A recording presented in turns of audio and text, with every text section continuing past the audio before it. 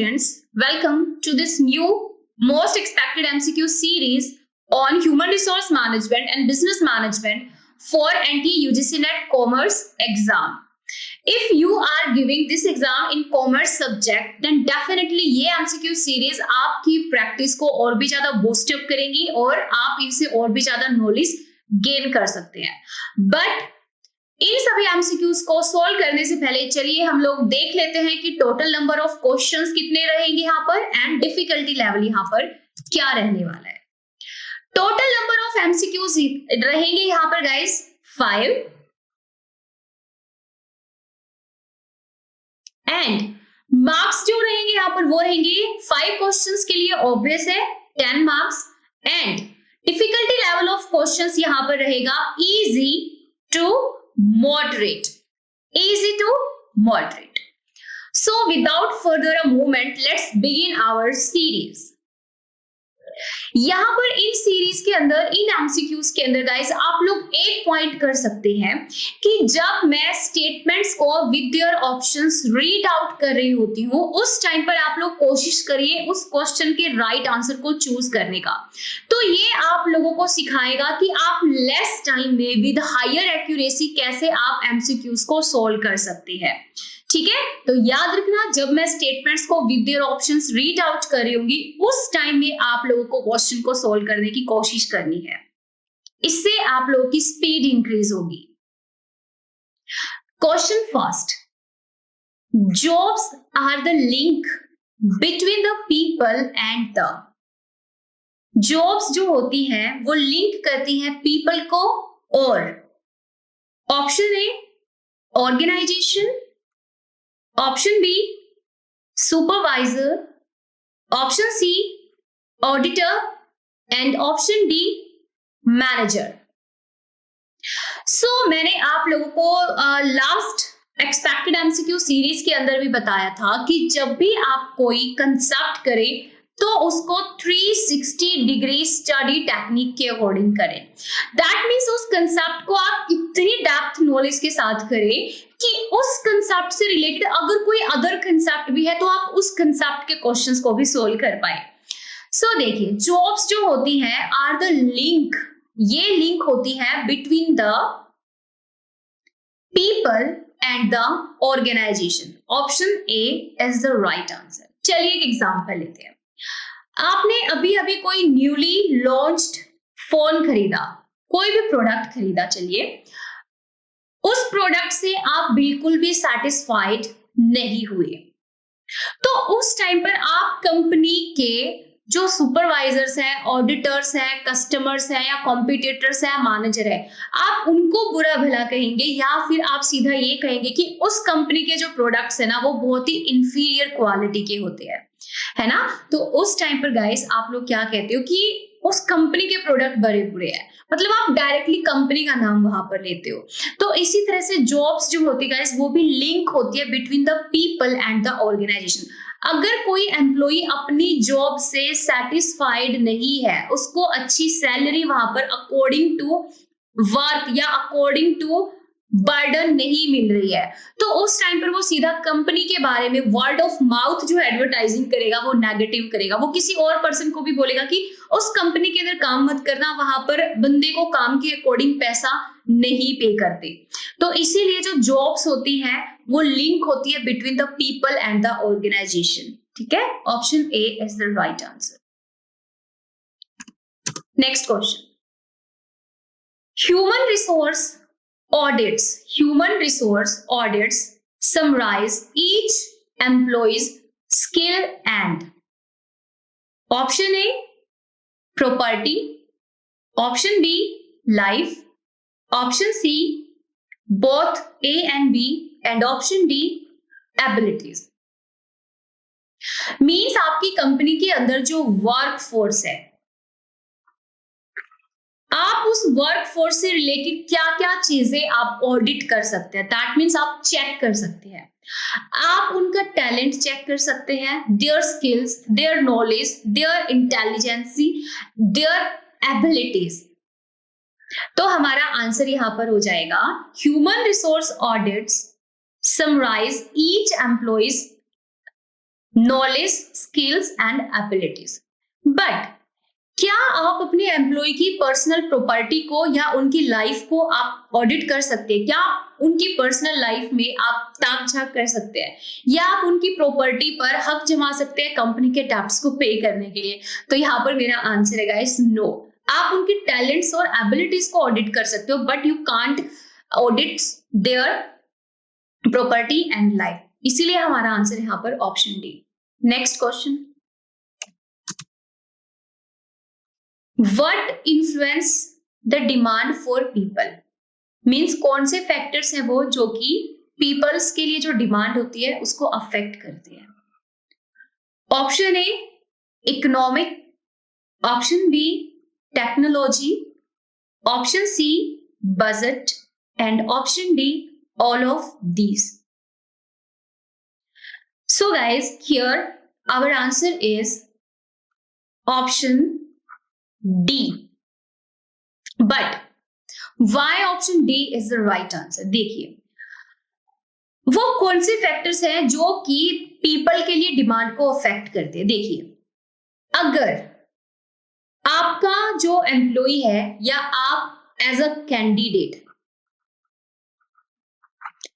आपको टेक्नोलॉजी की बहुत अच्छी समझ है, तो आपकी मार्केट के अंदर एक डिमांड बनेगी, ठीक है। और अगर कंपनी के अकॉर्डिंग ले यहाँ पर कि कौन कौन सी चीजें होती हैं जो कि पीपल के लिए डिमांड को अफेक्ट करती है, तो बजट, अगर आपका अच्छा खासा बजट है तो आप वहां पर अच्छे से अच्छे प्रोफेशनल्स को भी हायर कर सकते हैं। उसके बाद है इकोनॉमिक। इकोनॉमिक का मतलब है यहाँ पर कि यहाँ पर वही बात आ गई कि आपके पास कितने इनकम सोर्स हैं कि आप अपने एम्प्लॉयज को अच्छी वर्किंग कंडीशंस दे पाएंगे, उनको अच्छे वेजेस दे पाएंगे। उसके बाद है टेक्नोलॉजी। अगर आप सही तरीके से टेक्नोलॉजी का यूज करें तो आप बेस्ट कैंडिडेट्स को भी चूज कर सकते हैं और उनको वहां पर हायर कर सकते हैं। एक बात गाइस यहाँ पर मैं आप लोगों को बता दूं, देखो, आप लोगों ने कभी भी सुना हो जॉब वॉचिंग के बारे में, ठीक है। उसमें क्या होता है, फॉर एग्जांपल दो कंपनी है ए और बी, ठीक है।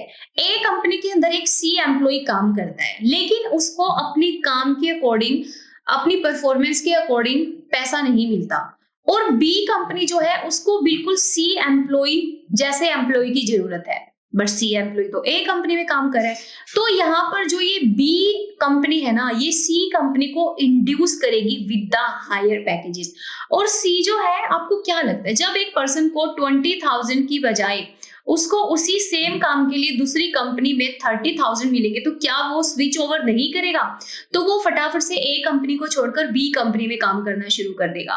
तो इसी तरह से बहुत सारी चीजें होती हैं जो कि डिमांड फॉर पीपल को अफेक्ट करती है। उनमें से बजट भी है, इकोनॉमिक भी है और टेक्नोलॉजी भी है। अगर आपने देखा होगा गाइस, आजकल तो ऑनलाइन ही रिक्रूटर्स जो है वो अच्छे अच्छे एम्प्लॉय को सर्च आउट कर लेते हैं। तो इस तरह से टेक्नोलॉजी भी अफेक्ट करती है डिमांड फॉर द एम्प्लॉय या people. So option D is the right answer. Next question guys,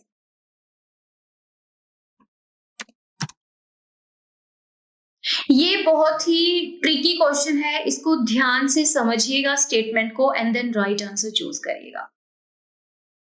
development in the organization environment is difficult for personal specialist to predict।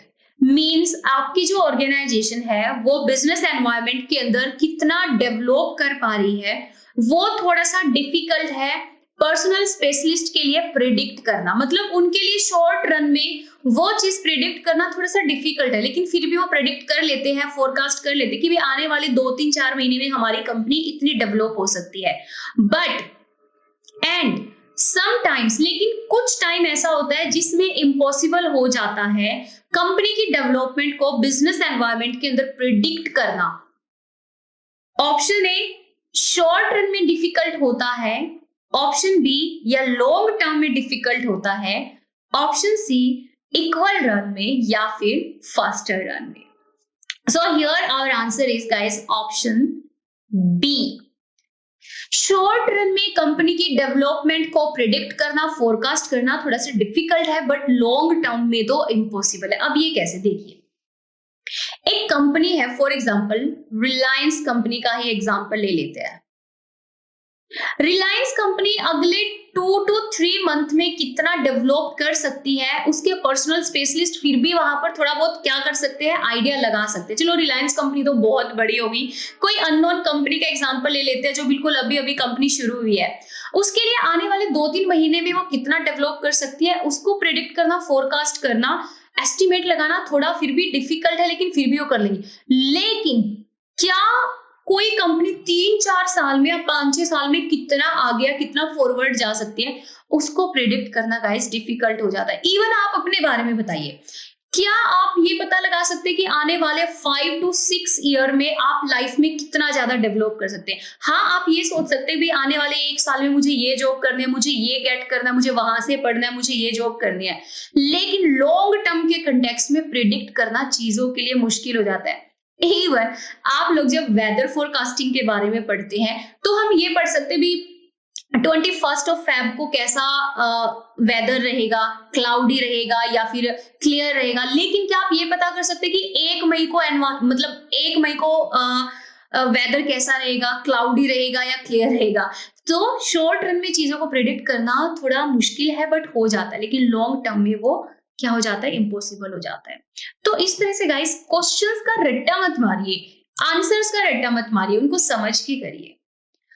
And last question, executive employ training methods consist, executive word को ही देखकर समझ जाना चाहिए, ये वो training programmes होते हैं जो कि हायर लेवल एम्प्लॉयज को प्रोवाइड किए जाते हैं। तो इसमें कौन कौन से हैं?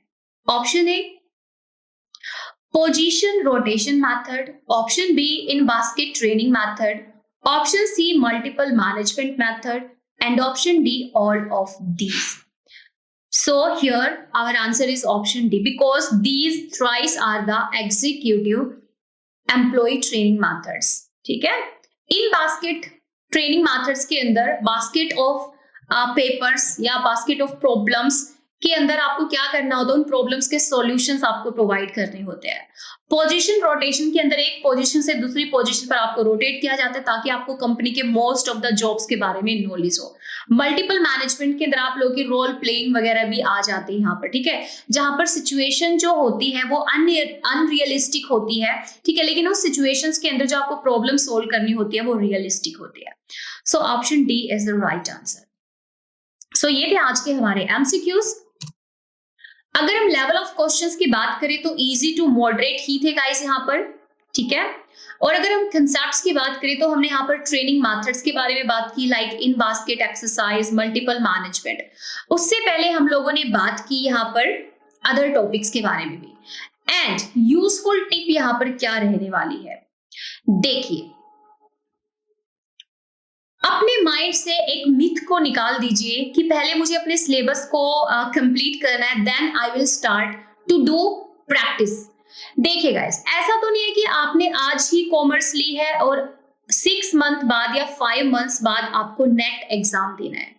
आप 11th क्लास से कॉमर्स पढ़ते आ रहे हैं, ठीक है, तो अभी आपने 6 to 7 ईयर कॉमर्स को पढ़ा है, तो ऐसा तो नहीं है कि आपने एमसीक्यूज करने शुरू किए और आपसे एक भी क्वेश्चन राइट वहां पर चूज नहीं होगा। तो गाइस बस ये सोच लीजिए, मुझे डेली बेसिस पर चाहे मैं 10 एमसीक्यू सोल्व करूं, लेकिन मुझे डेली बेसिस पर जितना मैं पढ़ता हूं उसके प्रोपोर्शन में मुझे थोड़ी बहुत प्रैक्टिस जरूर करनी है। अगर मैं 7 आवर्स स्टडी कर रहा हूं, टॉपिक्स पढ़ रहा हूं, तो मुझे 1 आवर वहां पर प्रैक्टिस जरूर करनी है, ठीक है। तो डेली बेसिस पर आपको प्रैक्टिस जरूर करनी है ताकि आपकी इन कंसेप्ट्स पर कमांड बने। एंड अगर आप इन एमसीक्यू सीरीज को अटेम्प्ट करेंगे तो you can test your knowledge plus you can boost up your knowledge. And यहाँ पर ना एक चीज और जोड़ने की कोशिश करते हैं एमसीक्यू सीरीज के अंदर गाइस, कमेंट सेक्शन के अंदर आप लोग मुझे जरूर बताइए कि आउट ऑफ 5 आप लोगों का स्कोर क्या रहता है इन एमसीक्यू सीरीज के अंदर। तो मुझे भी अच्छा लगेगा कि मैं आप लोगों से कनेक्ट हो पा रही हूँ, मुझे पता चल पा रहा है कि मेरे स्टूडेंट्स जो है वो इन एमसीक्यू सीरीज के अंदर कितने अच्छे से अटेम्प्ट करें एमसीक्यूज को। ओके, सो मिलते हैं फिर नेक्स्ट एमसीक्यू सीरीज के अंदर। Till then have a great time, have a great life.